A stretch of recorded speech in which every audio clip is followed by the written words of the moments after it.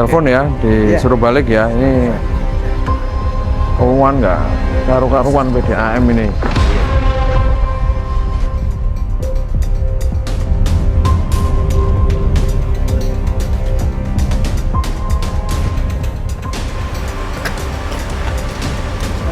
Nggih. Ono wonge pora iki.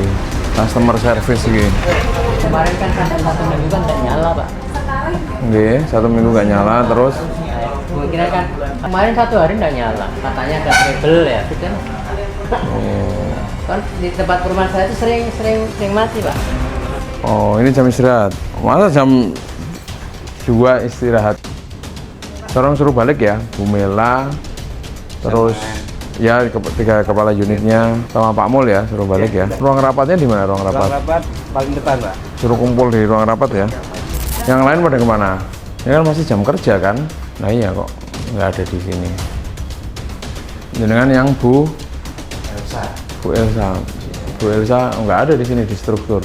Baru ya. Nah, yang struktur malah nggak ada semua. Air mati, orangnya nggak ada semua, nggak ada sense of krisisnya.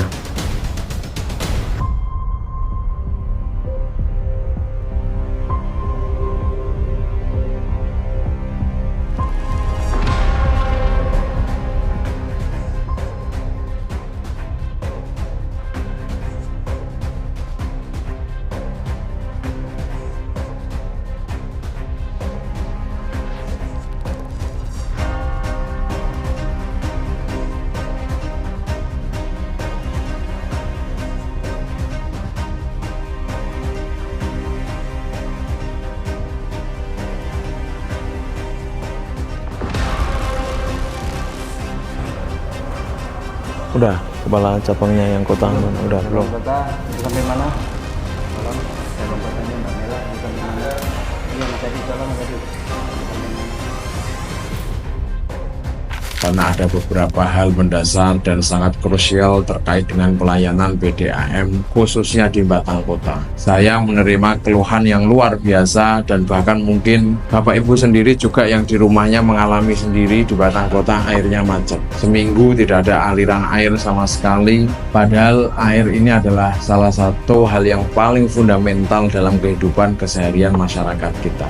Oleh sebab itu, saya ingin mendengar penjelasan dari Bapak Ibu semua, apa faktor yang menyebabkan dari kemarin kejadian seperti itu, kemudian masyarakat melakukan komplain tidak ditanggapi, melalui WA tidak ditanggapi, telepon tidak ditanggapi, melalui sosial media juga tidak ditanggapi, akhirnya sampai ke saya, sampai ke sosial media, sampai ke pemberitaan, dan lain sebagainya. Kalau tidak bisa melayani, nggak usah nambah pelanggan, Pak. Daripada pelanggan yang sudah ada ini merasa kecewa. Sekarang pertanyaan saya adalah yang teraliri dengan kapasitas yang kecil daerah mana saja?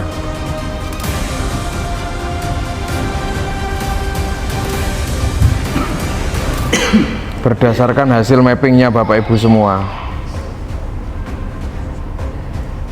Ya, saya Pak Des, di wilayah kami di Batang Kota, sebagian ada menjadi 3 unit, terus ada unit 1, unit 2, dan unit 3. Permasalahan yang karena dari sampai ada wilayah bawah, itu ada di wilayah utara itu di sekitar dimana jalan saya ini situ yang agak mengalami sedikit kendala gitu Pak. Karena itu merupakan tidak jauh dari tempat distribusi kami. Jalan Yo sama RE, bukannya di sana malah bawah. Katanya tadi makin bawah makin ini makin kencang. Iya, memang bawah. Tetapi yang saya lupa ketika di sini itu makin pipannya itu langsung tidak hanya satu pipa kemudian masuk untuk semua pelanggan. Jadi langkah yang kita ambil adalah kita rencana kemarin sudah membuat kegiatan untuk menangkap kembali maka air kami yang rusak parah Pak. Jadi kita buatkan broadcast untuk kita tangkap kembali, kita untuk mendapatkan debit yang sudah hilang semampu kami untuk menata kembali Pak. Hari ini memang belum terselesaikan. Estimasi kami kemungkinan sampai 2 minggu Bapak untuk penyambungan karena lokasi dan langsir kita yang agak sulit. Karena Yosoris pada kami juga menyampaikan ketika ada banjir bandang di tanggal 20 Januari 2019 dalam jangka waktu kurang dari 24 jam itu beberapa wilayah sudah bisa nampaknya. Jadi kalau sampai instan 1 minggu itu kami yang bertanya. Ini tadi barusan orangnya di sini juga ke customer service. Makanya biar kami cek itu kan malah jadi informasi dari kami ada kendala apa gitu kan. Kalau misalnya secara memastikan ketika air kami berkata ada aliran itu harusnya malahan sudah bisa, walaupun misalnya memang belum bisa dari apa. Titik-titik mana yang sekarang itu kekurangan air dari berdasarkan komplain yang masuk, kemudian analisis benar-benar di lapangan itu titik-titik mana, berapa jumlah pelanggannya, meliputi areal mana saja.